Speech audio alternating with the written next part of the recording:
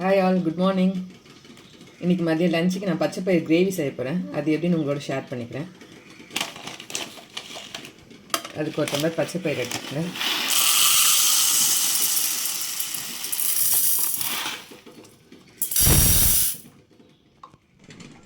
உங்களுக்கு தேவையான அளவு பச்சை பயிர் எடுத்துக்கோங்க. நான் வந்து ஒரு டம்ளர் எடுத்துருக்கிறேன். இது வந்து நீங்கள் நைட்டு ஊற வச்சுட்டு மார்னிங்கும் செய்யலாம். அப்படி ஊற வைக்க மறந்துட்டிங்கன்னா அப்படியே கூட செய்யலாம். இப்போ இது ஒரு 2-3 தண்ணி ஊற்றி நல்லா வாஷ் பண்ணிவிட்டு அப்படியே கூட செய்யலாம். குக்கரில் போடுறப்போ நீங்கள் கொஞ்சம் நேரம் சிம்மில் வச்சிடணும். அப்போ இந்த பச்சை பயிர் வந்து நல்லா வெந்து வந்துடும். ஊற வச்சிட்டிங்கன்னா ஒரு 2 விசிலில் வெந்துடும். வாங்க இப்போ இதை வாஷ் பண்ணி எடுத்துக்கலாம். நல்லா ஒரு 2-3 தண்ணி ஊற்றி வாஷ் பண்ணி எடுத்துக்கோங்க. இது இருக்கட்டும். இந்த கிரேவி செய்யறதுக்கு தேவையான பொருள் எல்லாம் பார்த்திங்கன்னா வெங்காயம் 2, தக்காளி 2, கொஞ்சம் பூண்டு, கொஞ்சம் கருவேப்பிலை. இதெல்லாம் நம்ம கழுவிட்டு அரிஞ்சு எடுத்து வச்சுக்கலாம். பச்சை பயிர் கழுவி எடுத்துக்கினாச்சு. வெங்காயமும் நறுக்கி எடுத்தாச்சு, தக்காளி 2 நறுக்கி எடுத்தாச்சு, கொஞ்சம் பூண்டு தட்டி வச்சிட்ருக்கேன், கருவேப்பிலை, பெருங்காயம், கொஞ்சம் கட்டி பெருங்காயம் எடுத்துருக்குறேன் கொஞ்சமாக. வாங்க இப்போ நம்ம கிரேவியை தாளிச்சிடலாம். அடுப்பத்தை வச்சு குக்கர் ஒன்று வச்சுக்கலாம். குக்கர் சூடு ஏற்றோம். குக்கர் சூடாகிடுச்சு. இப்போ நம்ம கொஞ்சம் எண்ணெய் ஊற்றிக்கலாம். கொஞ்சமாகவே ஊற்றிக்கலாம். எண்ணெய் காஞ்சிச்சு. இப்போ நம்ம அடுப்பை சிம்மில் வச்சுட்டு கடுகு கொஞ்சம் போட்டுக்கோங்க. கடுகு பொரிட்டுன்ட்டு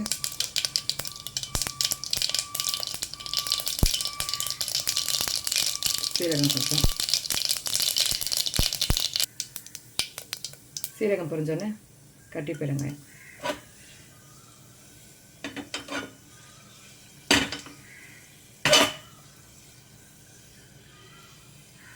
நம்ம போட்ட பெருங்காயம் அப்படியே நல்லா மேலே பொரிஞ்சு வந்துடும் பாருங்கள். இப்போ நறுக்கி வச்ச நம்ம வெங்காயத்தையும் போட்டுக்கலாம்.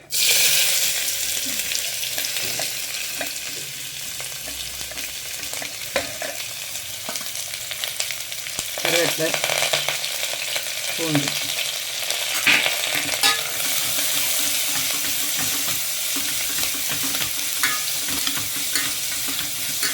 இது நல்லா வதங்கட்டும். கோல்டன் கலராக வரதெல்லாம் வெயிட் பண்ணலாம். வெங்காயம் வதங்கிச்சு. இப்போ நம்ம தக்காளி சேர்த்துக்கலாம்.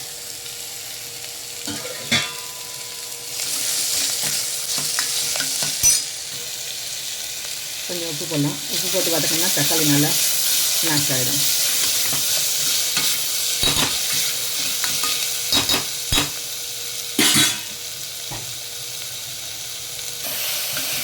தக்காளி வதங்கிடுச்சு. இப்போ இந்த ஸ்டேஜில் நம்ம கழுவி வச்சோம் இல்லைங்களா பச்சை பயிறு, அதை இதில் சேர்த்துக்கலாம். தண்ணி வடிகட்டிட்டு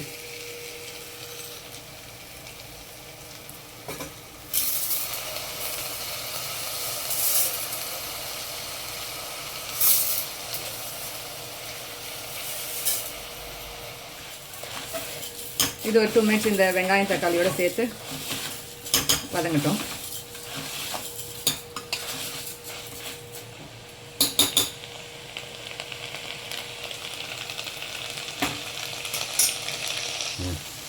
இப்போ கொஞ்சம் மஞ்சள்தூள் சேர்த்துக்கலாம். குழம்பு மிளகாத்தூள் ஒரு 1.5 ஸ்பூன் சேர்த்துக்கலாம். சால்ட்டு கொஞ்சம், ஏற்கனவே தக்காளி வதங்குறப்ப கொஞ்சம் போட்டிருக்கோம், அதனால் பார்த்து திட்டமாக போட்டுக்கோங்க. இதெல்லாம் ஒன்றா மிக்ஸ் பண்ணிடலாம். அடுப்பை சிம்மில் வச்சுட்டு கிளறி விட்டுருங்க. இதுவும் இந்த எண்ணெயிலே 2 மினிட்ஸ் இந்த மசாலா மிளகாத்தூள் நெடியெல்லாம் போயிட்டோம். அதுக்கப்புறம் நம்ம தண்ணி ஊற்றிக்கலாம். இல்லை ஒரு 2 மினிட்ஸ் இருக்கட்டும்.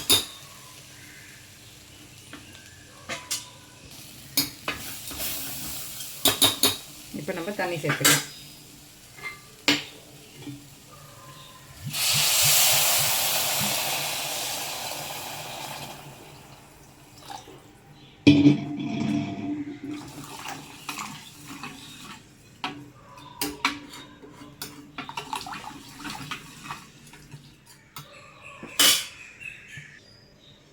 தண்ணி நல்லா கொதிச்சு வரட்டும். அதுக்கப்புறம் நம்ம குக்கர் மூடி போட்டு வெயிட் போட்டு விட்டுடலாம். கொதிக்கிட்டோம்.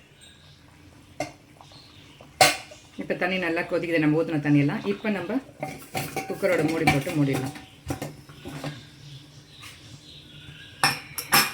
வெயிட் போட்டுடலாம். இப்போ ஒரு விசில் வந்துச்சு. இப்போ அடுப்பை சிம்மில் வச்சிடலாம். இப்போ சிம்மில் வச்சு 10 நிமிஷம் ஆச்சு. இப்போ அடுப்பில் ஃபுல் டீ விசில் வரட்டுன்னு சொல்லிட்டு ஆஃப் பண்ணிடலாம்.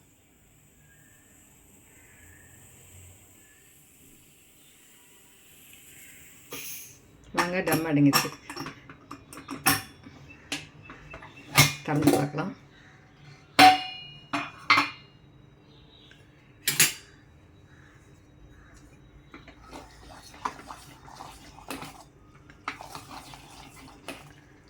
நல்லா வெந்து வந்திருக்கு.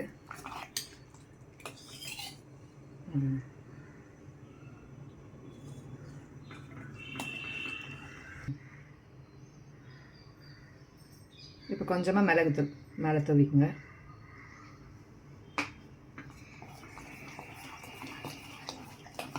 இந்த திக்னஸ் வேணுன்னா இப்படியே வச்சுங்க. இல்லை வேண்டாம், இன்னும் கொஞ்சம் தண்ணியாக வேணுன்னா கொஞ்சமாக சுடு தண்ணி கொதிக்க வச்சு ஊற்றிக்குங்க. இந்த கிரேவி வந்து சப்பாத்தி, தோசை, சாப்பாடு எல்லாத்துக்குமே நல்லாயிருக்கும். இது பச்சை பயிர் கடையல்னு கூட சொல்லுவாங்க. லாஸ்ட்டாக கொத்தமல்லி தழை மேலே தூவி இறக்கிடுங்க.